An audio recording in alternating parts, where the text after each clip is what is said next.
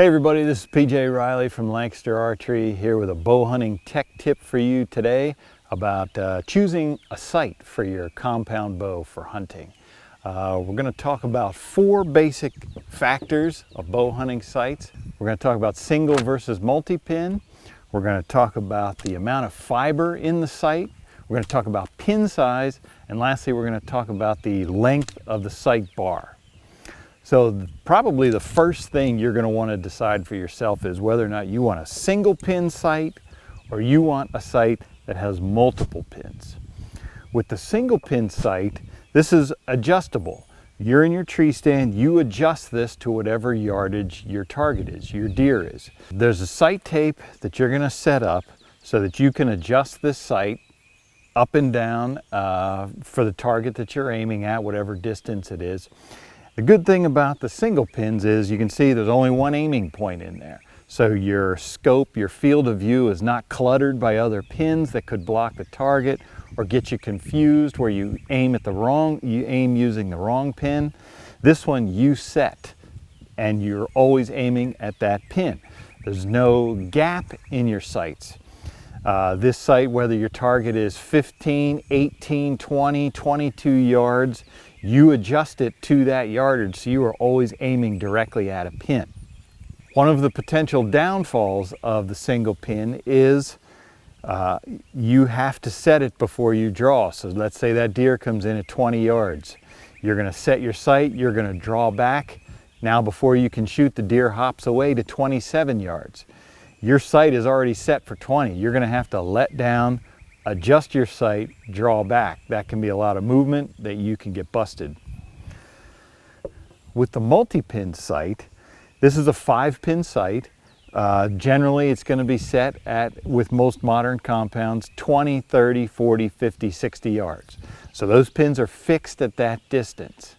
If your deer is 25 yards away, you're going to have to judge between the 20 and 30 yard pins. You're going to have to figure that out for yourself, where you need to hold the pin to be on target. However, the positive side is if that deer comes in at 20 yards, you're drawn back, you're aiming with your 20-yard pin, now it hops away to 27 yards. You don't have to do anything different. You can stay drawn back, you just pick a different pin. So there's a lot less movement there.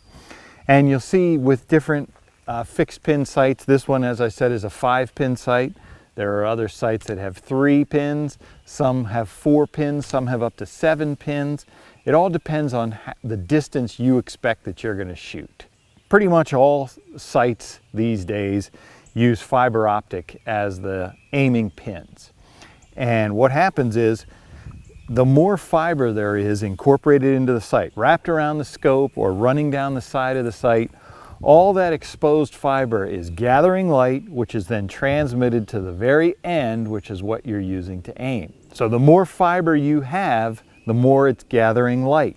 A sight like this has very bright pins. You can see that.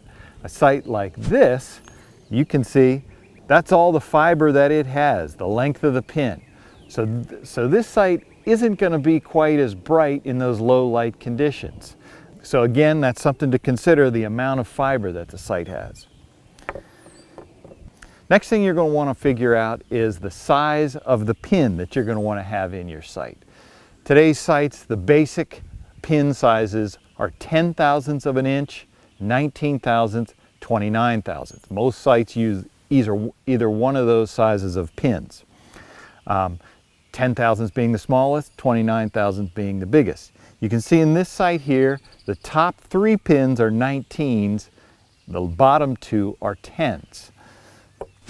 This sight here has a 29, so you can see the different sizes. Where that comes into play is the smaller the pin, the more precise you can be with your aiming. You can really dial down exactly where you want that arrow to hit because it's so small. Your aiming point is smaller. The larger the pin is, the more of your target it's going to cover. You can't be quite as precise.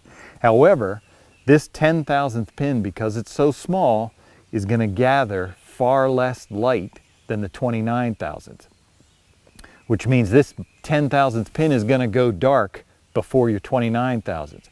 Early morning, late evening, prime hunting times, you may not be able to see that smaller pin where you could see one that's 19 or 29 thousandths. The last thing you're going to want to think about is the length of the sight bar. Obviously this sight here is a very short bar, and what I have on my bow is a longer bar. You can see the difference in the lengths there. With a longer bar, that's generally considered to be more accurate because you're moving the scope and the sight pin farther away from your face. You're going to have to be more stable in controlling it. It's just going to be a more precise sight as opposed to a compact one. When that aiming point comes closer to your eye, you're not going to see as much movement as you would when it's farther away. However, some bow hunters like to have a compact bow. You don't like much sticking out beyond the limbs, for moving through brush, for hunting in ground blinds, tight situations. A lot of hunters don't like to have things sticking out off the front of the bow. In that case, you may want a compact sight. Thanks for watching today. If you have any questions, you can check us out at lancasterarchery.com.